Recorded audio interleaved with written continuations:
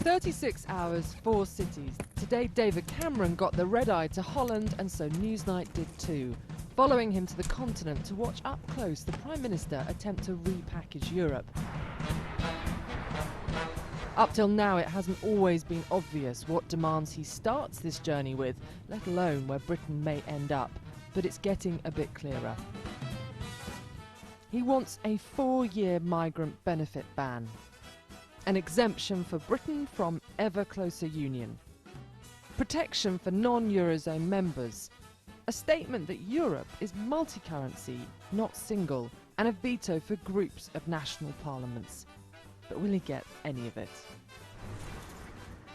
The Prime Minister was making 4 visits today and tomorrow to warm up critical players ahead of a big crunch European summit in June. First stop, The Hague. David Cameron does have allies in this EU renegotiation, and one of them is the Prime Minister of the Netherlands, Mark Rutte. We've come to the Dutch Parliament to find out what they will wear and what they won't wear. David Cameron himself is due here shortly. British have always been arguing more powers to the national parliaments.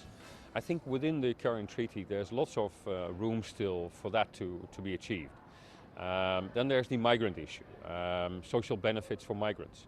If he leaves untouched the liberty of freedom of movement, then I think that can even be accommodated to a certain extent. But it will not be without a fight, and it will not be without concessions from your side as well.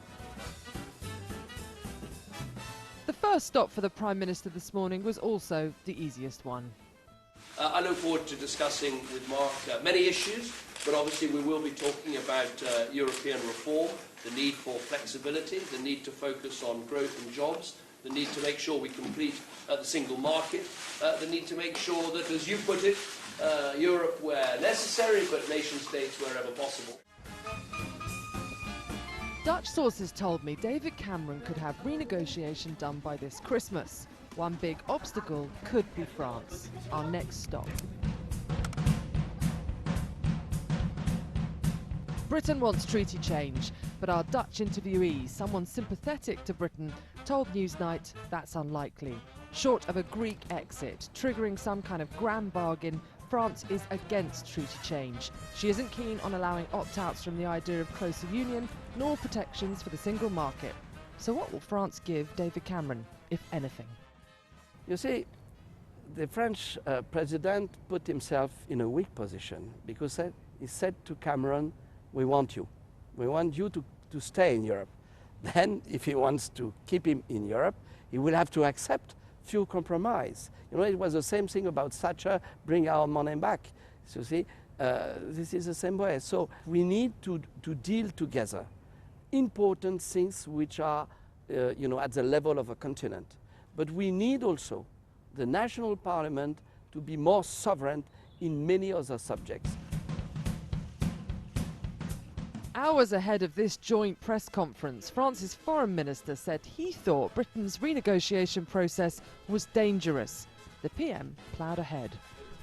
We want to help the Eurozone work better, and we do not want to stand in the way of closer integration.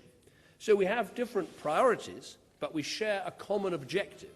Tomorrow, 2 more visits. David Cameron goes to Poland to try to explain to that country how his proposed changes to migrants' benefits won't hurt them the most. He then goes on to Germany to try to encourage Angela Merkel to take on as many of his causes as he can.